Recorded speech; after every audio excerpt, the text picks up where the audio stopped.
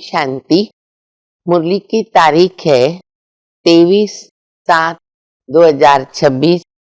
बाबा मुरली का सार बता रहे हैं। मिठे बच्चे, तुम्हें बाप समान सच्चा पैगंबर व मैसेंजर बनना है। सबको घर चलने का मैसेज देना है। प्रश्न है, आजकल मनुष्यों की बुद्धि सारा दिन किस तरफ भटकती है? तो उत्तर है फैशन की तरफ। अभी तो देखो कितना फैशन बढ़ गया है। ये तो बाबा कितना पहले बता रहे, तभी भी फैशन स्टार्ट हो गया। मनुष्यों को कशिश करने के लिए अनेक प्रकार के फैशन करते हैं। यह फैशन चित्रों से सीखे हैं। समझते हैं पार्वती भी ऐसा फैशन करती थी, बाल आदि बनाती थी। बाबा कहते तुम बच्चों को इस पतित दुनिया में फैशन नहीं करना है। हमारा तो जितना सादगी वाला जीवन उतना अच्छा रहेगा। तुम्हें तो मैं ऐसी दुनिया में ले जाता हूँ जहाँ नेचुरल सुंदरता रहती है। कुछ करने की जरूरत ही नहीं, फैशन की दरकार ही नहीं है। गीत है मुरली का, तुम ही हो माता पिता तुम ही हो। बाबा कहते इस गीत पर बुद्धि ऊपर चली जाती है। जब भी भक्ति में भी प्रार्थना करते हैं ना, तुम ही हो माता पिता तुम ही हो, तो बुद्धि इधर उधर नहीं जाएगी, सीधा ऊपर चली जाती है। कहाँ? परम पिता परमात्मा की तरफ, क्योंकि ये महिमा ही बाबा की है। फिर इस मनुष्य सृष्टि में अगर हम आते हैं तो फिर किसकी महिमा है? तो बाबा कहते वो है लक्ष्मी नारायण की, क्योंकि वो नई दुनिया के मालिक हैं, जिनको भक्ति मार्ग में भगवान भगवती भी कहते हैं। परंतु बाबा कहते एक्चुअली वो भगवान भगवती नहीं है, क्योंकि भगवान तो एक ही है, तो वो भी उनको नहीं कह सकते। तो उनको क्या कहेंगे? देवी देवता वो कह सकते हैं। बाबा आकर के भारत को स्वर्ग बनाते हैं। तुम मात पिता एक बाबा की महिमा करते हो। ये जो करते हैं ना, तुम मात पिता हम बालक तेरे, तो बाबा कहते सारी महिमा एक्चुअली एक बाबा की है, क्योंकि बाबा ही तुमको सुख का वर्षा देते हैं। फिर धीरे धीरे तुम नीचे आते हो, पतित बनते हो, और फिर क्या बन जाते हैं? पत्थर बुद्धि बन जाते हैं। फिर बाबा कहते वापस बाबा तुमको देवता बना रहे।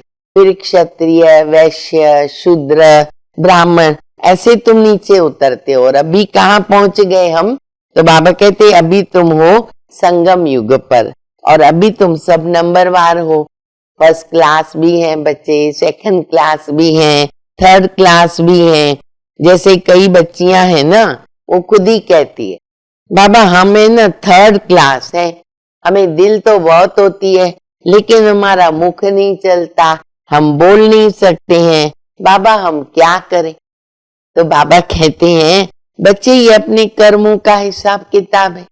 बाबा ने तुम बच्चों को कर्म अकर्म विकर्म की गति समझा दी है।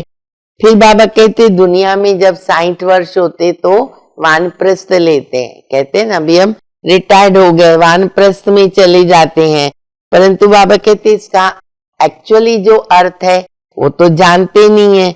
वानप्रस्थ का अर्थ है वाणी से परे चले जाना, और वो कौन सा धाम है? वो है निर्वाण धाम। तो उसके लिए फिर वो लोग गुरु भी करते हैं कि गुरु हमारी गति सदगति करे, और समझते ज्योति ज्योति समाएंगे। परंतु बाबा कहते हैं घर भी कोई जा नहीं सकता है निर्वाण धाम में। तुम जानते हो कि अभी हम कैसे वापस जाएंगे। फिर वापस धीरे धीरे नीचे उतरते हैं, धीरे धीरे पॉपुलेशन बढ़ती है। फिर बाबा हमें कर्म कर्म विकर्म की डिटेल में जो गति समझाते हैं ना, वो बाबा बताते हैं। तो बाबा कहते हैं अभी सबकी वानप्रस्थ अवस्था है। अब तो कोई बच्चे जवान है, कुछ भी है, कोई भी उम्र है, वानप्रस्थ अवस्था है। तुम अभी बैठे हो संगम युग में। हमें याद रखना है हम संगम युगी हैं क्योंकि ये लीप युग है, छोटा सा युग है परंतु कल्याणकारी युग है।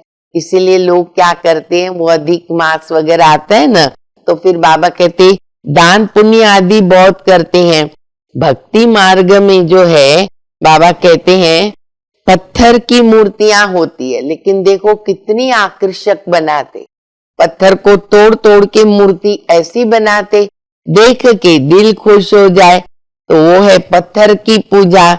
यहाँ तो आर्टिफिशियल सुंदरता के लिए भी क्या क्या करते, प्रश्न उत्तर में बाबा ने कहा ना, बाल बनाते फैशन में, और क्या क्या देखो फैशन करते रहते हैं। बाबा ने आकर के अभी तुम बच्चों के बुद्धि के कपाट खोल दिए हैं, तुम बच्चों की आंख खोल दी है, तो बाबा कहते हैं अभी तुमको तो कोई फैशन करना नहीं है, सतयुग में तो नेचुरल ब्यूटी रहती है। फिर बाबा कहते हैं कि बच्चे तुमको आकर के बाबा ने क्या किया, सच्ची सत्यनारायण की कथा सुनाई। रामायण में भी बताते हैं ना कि सीता जो थी उसको रावण चुरा करके ले गया, तो बाबा कहते जब कथा करते हैं और सुनती है ना माताएं कि सीता को रावण ले गया, तो तभी भी रो पड़ती है, उनको रोना आ जाता है। तो ये भी देखो वंडरफुल ड्रामा है। अभी बाबा तुम बच्चों को विक्रमाजीत बना रहे, कहते बच्चे मामे कम याद करो। देखो बाबा कितना मीठा है, हमें विश्व का मालिक बनाते हैं।